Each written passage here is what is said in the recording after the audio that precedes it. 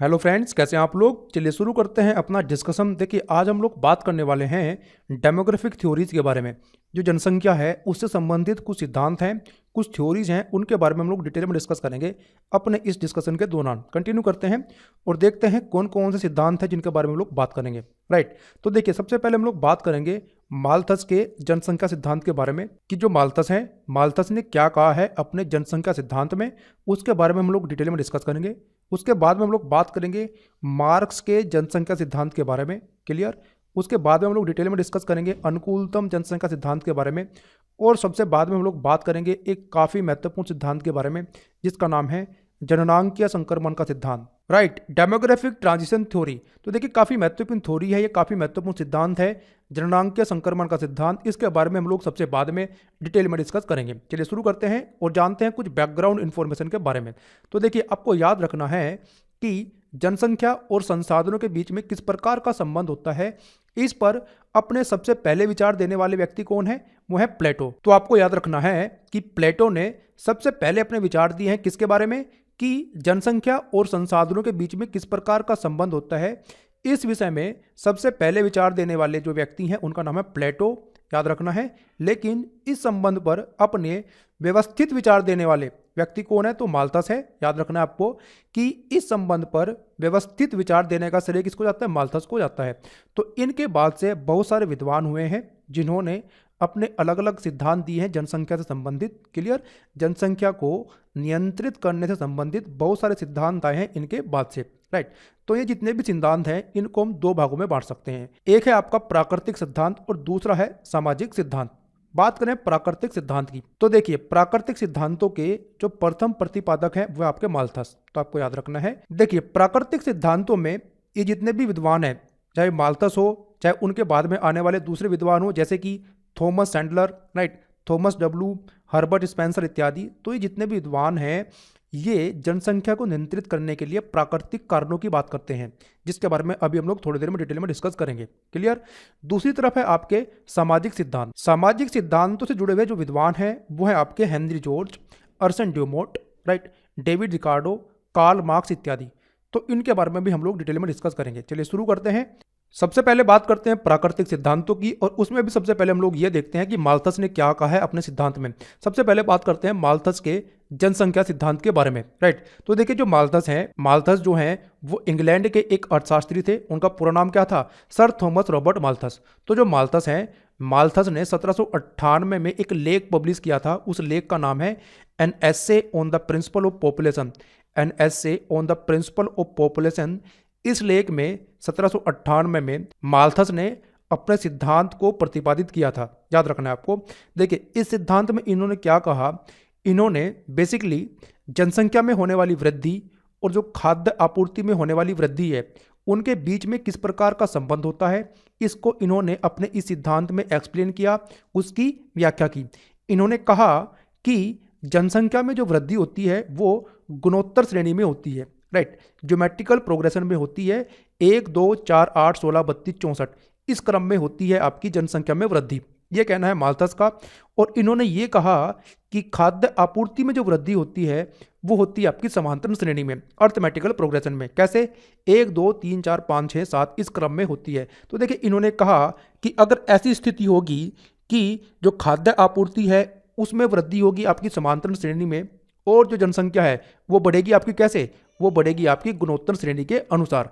तो ऐसी स्थिति में जो खाद्य आपूर्ति है उसकी समस्या उत्पन्न हो जाएगी दुनिया के सामने। ये कहना है माल्थस का। देखिए, इस समस्या के निदान के लिए, सॉल्यूशन के लिए इन्होंने दो तरीके बताए हैं।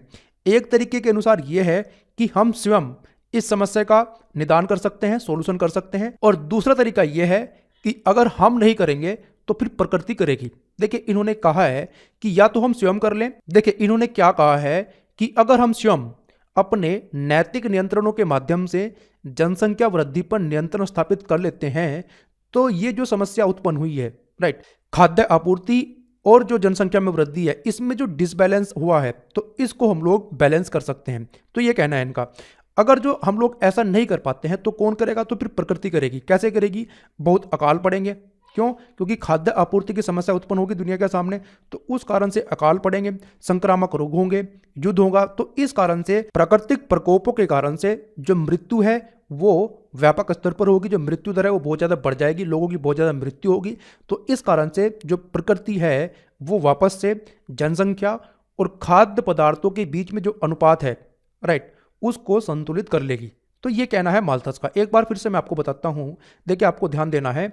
इनका ये कहना है कि जनसंख्या में वृद्धि जो होती है वो गुणोत्तर श्रेणी में होती है, 1, 2, 4, 8, 16, 32 इस क्रम में। और जो खाद्य आपूर्ति है वो होती है समांतरण श्रेणी में, 1, 2, 3, 4, 5, 6 इस क्रम में। तो ऐसी स्थिति में ये कहते हैं कि जो खाद्य आपूर्ति है, खाद्य आपूर्ति की समस्या उत्पन्न हो जाएगी दुनिया के सामने। और इस समस्या के निदान करने के लिए 2 तरीकों के बारे में बात करते हैं। एक तरीका जो हम स्वयं कर सकते हैं, कैसे? नैतिक नियंत्रणों की सहायता से, मतलब खुद हम लोग क्या करें, जनसंख्या वृद्धि पर नियंत्रण करें।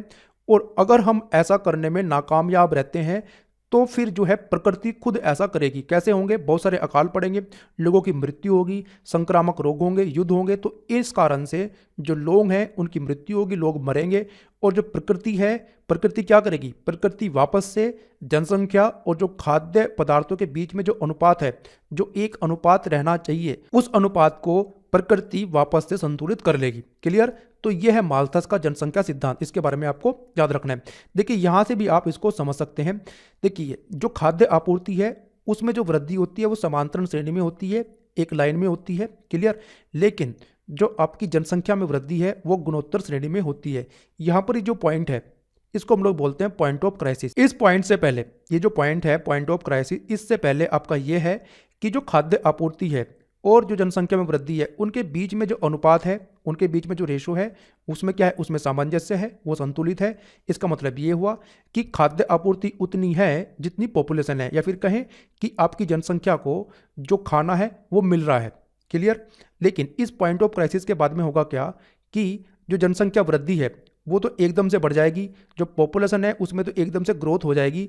उस क्रम में जो आपकी खाद्य आपूर्ति है उसमें वृद्धि नहीं हो पाएगी। और अब क्या होगा? अब समस्या उत्पन्न होगी। क्लियर? अब क्या है? अब लोग जो हैं, अब लोग भूखा मरना शुरू करेंगे, अकाल आएंगे। क्लियर? लेकिन अकाल भी तब आएंगे, माल्थस का कहना यह है कि अगर हम अपना रोल प्ले नहीं करते हैं, अगर हम नैतिक नियंत्रणों की सहायता से पॉपुलेशन ग्रोथ को नहीं रोकते हैं, तभी अकाल आएंगे। अगर जो हम लोग उसमें नाकामयाब रहते हैं तो फिर प्रकृति अपना रोल निभाएगी और प्रकृति जो है वापस से क्या करेगी? ये जो पॉपुलेशन है, पॉपुलेशन ग्रोथ है, इसमें जो पॉपुलेशन में जनसंख्या में वृद्धि हो रही है, क्लियर, और ये जो खाद्य आपूर्ति है इनके बीच में वापस से सामंजस्य स्थापित करेगी। तो ये कहना है माल्थस का। आई होप कि आपको समझ में आ गया होगा। आगे चलते हैं और बात करते हैं इस सिद्धांत की आलोचना की। तो देखिए आपको याद रखना है कि माल्थस ने कहीं पर भी बदलती तकनीक, जो फ्यूचर में तकनीक बदलने वाली है, टेक्नोलॉजी बदलने वाली है और जो फ्यूचर में सामाजिक संरचना में परिवर्तन होने वाला है, इस पर कहीं पर भी ध्यान नहीं दिया है। जैसे कि हम लोग बात कर सकते हैं कि माल्थस ने जनसंख्या वृद्धि में नियंत्रण करने के लिए, जनसंख्या पर नियंत्रण करने के लिए केवल प्राकृतिक कारणों की बात की है, राइट, नैतिक नियंत्रण की बात करते हैं माल्थस। लेकिन उन्होंने कहीं पर भी जनसंख्या को नियंत्रित करने के जो कृत्रिम उपाय होते हैं, आर्टिफिशियल तरीके होते हैं, उनकी बात नहीं की, जैसे कि गर्भ निरोधक इत्यादि। तो इनके बारे में वो बात नहीं करते हैं। इसका मतलब ये है कि उन्होंने फ्यूचर में बदलने वाली तकनीक, जो टेक्नोलॉजी है जो फ्यूचर में बदलने वाली है, उन पर ध्यान नहीं दिया। तो ये इनके सिद्धांत की एक आलोचना है, राइट। तो आपको याद रखना है। ठीक इसी प्रकार से देखिए, जो खाद्य आपूर्ति की अगर जो हम लोग बात करें तो हम लोग बात कर रहे हैं कि बदलती तकनीक पर ध्यान नहीं दिया। क्लियर? तो देखिए हम लोग जानते हैं कि भारत में हरित क्रांति आई। हरित क्रांति आने के बाद में जो भारत में खाद्य उत्पादन है वो एकदम से बहुत बड़ा था। क्लियर? तो देखिए जो माल्थस है, माल्थस ने इस पर ध्यान नहीं दिया कि फ्यूचर में जो टेक्नोलॉजी है उसमें परिवर्तन होगा और उसके कारण से जो खाद्य उत्पादन है वो भी बढ़ाया जा सकता है, जो कि बढ़ाया गया भारत में। क्लियर? और हरित क्रांति की बात करें तो हरित क्रांति के बाद से जो माल्थस का जनसंख्या सिद्धांत है ये भारत में प्रासंगिक नहीं रहा है। क्लियर? तो आपको याद रखना। चलिए आगे चलते हैं। अब हम लोग बात करते हैं नव माल्थसवादी सिद्धांत के बारे में और इसको डिस्कस करते हैं। देखिए ये जो सिद्धांत है नव माल्थसवादी सिद्धांत, इसमें और जो माल्थसवादी सिद्धांत है उसमें थोड़ा अंतर है, जिसके बारे में अभी हम लोग बात करेंगे। क्लियर? चलिए बात करते हैं इस सिद्धांत की, नव माल्थसवादी सिद्धांत की। तो देखिए इसके बारे में आपको ये याद रखना है कि इस सिद्धांत में एक काफी महत्वपूर्ण कॉन्सेप्ट के बारे में डिस्कस किया गया, जिसका नाम है द लिमिट टू ग्रोथ, वृद्धि की सीमाएं। राइट, ये जो कॉन्सेप्ट है वृद्धि की सीमाएं, द लिमिट टू ग्रोथ, इसको सबसे पहले प्रतिपादित किया गया था 1972 में, 1972 में क्लब ऑफ रोम के द्वारा। तो ये भी आपको याद रखना है, राइट। बात करें इस सिद्धांत से संबंधित जो विद्वान हैं उनकी, तो देखिए उनमें शामिल है मिडोज, रेंडर्स, बेरेंस इत्यादि। तो इनके नाम भी आपको याद रखने हैं, राइट। चलिए आगे चलते हैं और बात करते हैं कि नवमाल्थसवादी सिद्धांत में क्या कहा गया है। देखिए इस सिद्धांत के अनुसार जो पृथ्वी के संसाधन है वो सीमित है। इस सिद्धांत में कहा गया है कि जो पृथ्वी के संसाधन है वो सीमित है, राइट। और अगर जो इसी प्रकार से जनसंख्या में वृद्धि होती रही, राइट, और इसी प्रकार से जो पृथ्वी के संसाधन है उनका अतिरिक्त दोहन होता रहा तो ग्लोबल कोलैप्स होगा, वैश्विक ध्वंस होगा। ये कहा गया है नवमाल्थसवादी सिद्धांत में। क्लियर। देखिए इस सिद्धांत में 5 तत्व शामिल किए गए हैं, या फिर कहें कि इस सिद्धांत में 5 तत्वों की बात की गई है, 5 एलिमेंट्स की बात की गई है। कौन कौन से ये 5 तत्व हैं, एक बार इनके बारे में देख लेते हैं, फिर इनके बारे में डिटेल में बात करेंगे। देखिए कौन कौन से हैं। एक है जनसंख्या वृद्धि, क्लियर। दूसरा है प्रति व्यक्ति खाद्यान्न उत्पादन। तीसरा है प्रति व्यक्ति औद्योगिक उत्पादन। और चौथा है प्राकृतिक संसाधन। और पांचवा है पर्यावरण प्रदूषण। तो बेसिकली क्या है ये, देखिए इस सिद्धांत में हम लोगों ने बात की कि एक कॉन्सेप्ट के बारे में बताया गया है, the limit to the growth, वृद्धि की सीमाएं, राइट। तो देखिए इस सिद्धांत में ये जो 5 तत्व हैं, 5 एलिमेंट्स हैं, इनका थ्रेशोल्ड लेवल बताया गया है, या फिर कहें कि इन 5 एलिमेंट्स का थ्रेशोल्ड लेवल क्या होना चाहिए, इनकी अधिकतम सीमा क्या होनी चाहिए, इसको एक्सप्लेन किया गया है नवमाल्थसवादी सिद्धांत में। क्या कि जनसंख्या में वृद्धि अधिकतम कितनी होनी चाहिए, क्लियर, ताकि जो ग्लोबल कोलैप्स वाली सिचुएशन है वो अराइज ना हो, वो ना आए। प्रति व्यक्ति खाद्य उत्पादन कितना होना चाहिए, उसकी अधिकतम सीमा कितनी होनी चाहिए, क्लियर। प्रति व्यक्ति औद्योगिक उत्पादन कितना होना चाहिए, राइट, ताकि जो पृथ्वी के संसाधन हैं उनका अतिरिक्त दोहन ना हो, क्लियर।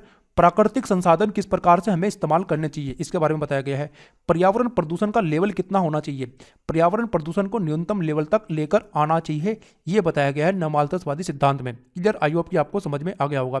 आगे बात करें, देखिए इस सिद्धांत में जो 5 तत्व हैं इनकी अधिकतम सीमा की चर्चा की गई है कि इनका थ्रेशोल्ड लेवल कितना होना चाहिए, राइट। देखिए इस सिद्धांत के अनुसार 1970 के उपयोग स्तर पर, इसका मतलब ये हुआ कि देखिए 1972 में सिद्धांत आया तो उसी समय की ये बात कर रहा है कि 1970 में जिस लेवल पर जो अनवीनीकरण संसाधन है उनका उपयोग हो रहा था, अगर उसी स्तर पर आने वाले भविष्य में भी उपयोग होता रहेगा तो इस सिद्धांत के अनुसार ये है कि 250 साल के अंदर अंदर जो अनवीनीकरण संसाधन है उनका दोहन हो जाएगा, उनमें समाप्त हो जाएंगे, ये कहा गया सिद्धांत में। क्लियर। इसी प्रकार से इसने कहा कि जो नवीनीकरण संसाधन है उनकी भी अपनी एक सीमाएं हैं। तो देखिए इस सिद्धांत के अनुसार यह है कि अगर जनसंख्या में वृद्धि होती रही इसी रेट से, और चूंकि इस सिद्धांत के अनुसार जो पृथ्वी के संसाधन है वो क्या है, वो सीमित है, राइट। तो इस सिद्धांत के अनुसार यह है कि अगर जनसंख्या में वृद्धि होती रही तो जो पृथ्वी के संसाधन है उनका दोहन हो जाएगा, और 2100 के आने से पहले ही जो पृथ्वी के प्राकृतिक संसाधन हैं वो पूर्णतः समाप्त हो जाएंगे, और होगा क्या, होगा वैश्विक ध्वंस, ग्लोबल कोलैप्स। तो आपको याद रखना है। देखिए जो नवमाल्थसवादी सिद्धांत है इसके अनुसार सॉल्यूशन क्या है, इसके अनुसार सॉल्यूशन ये है कि विश्व को चाहिए कि 2050 तक जो जनसंख्या है उसको स्टेबल करे, जनसंख्या को शून्य वृद्धि दर तक के स्तर तक लेकर आए।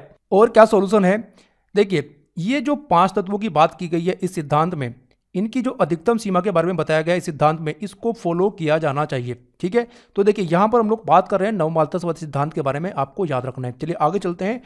अब हम लोग बात करते हैं अंतर की, कि जो माल्थसवादी सिद्धांत है और नवमाल्थसवादी सिद्धांत है उनमें मूलभूत अंतर क्या है उसको देखते हैं।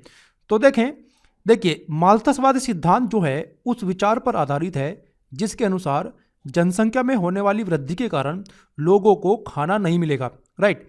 माल्थस का कहना यह है कि जनसंख्या पर नियंत्रण करने के लिए प्रजनन नहीं करना चाहिए। जो माल्थस है वो जनसंख्या पर नियंत्रण स्थापित करने के लिए प्राकृतिक कारणों की बात करता है, जो नैतिक नियंत्रण है उसकी बात करता है। तो आपको याद रखना है। जबकि दूसरी ओर जो नवमाल्थसवादी सिद्धांत है वो आर्टिफिशियल बर्थ कंट्रोल मेथड्स की बात करता है, ग्रोथ हो बट लिमिटेड हो, राइट। ये बात करता है कि ग्रोथ हो बट लिमिटेड हो, द लिमिट्स टू ग्रोथ की बात करता है नवमाल्थसवादी सिद्धांत, राइट। आपको याद रखना है। आगे बात करें, देखिए माल्थसवादी सिद्धांत में ये प्रॉब्लम है कि ये सिद्धांत जो है वो इच्छा मृत्यु मतलब यूथेनेशिया, राइट, और बिना मर्जी के नसबंदी मतलब इनवॉलेंटरी कैस्ट्रेशन जैसे जो तरीके हैं जनसंख्या को नियंत्रित करने के, उनको भी अलाउ करता है, तो ये एक प्रॉब्लम है माल्थुसियन थ्योरी की। तो देखिए यहाँ पर हम लोगों ने एक बेसिक डिफरेंस देखने की कोशिश की है माल्थुसियन थ्योरी और जो नियो माल्थुसियन थ्योरी है उनके बीच में। आई होप कि आपको ये समझ में आ गया होगा। ठीक है, तो देखिए इस डिस्कशन में इतना ही, जिसमें आज हम लोगों ने बात की है माल्थसवादी सिद्धांत के बारे में और उसकी आलोचनाओं के बारे में हम लोगों ने बात की। उसके बाद में हम लोगों ने डिस्कस किया है नियो माल्थुसियन थ्योरी के बारे में, नव माल्थसवादी सिद्धांत के बारे में। आई होप कि आपको समझ में आ गया होगा।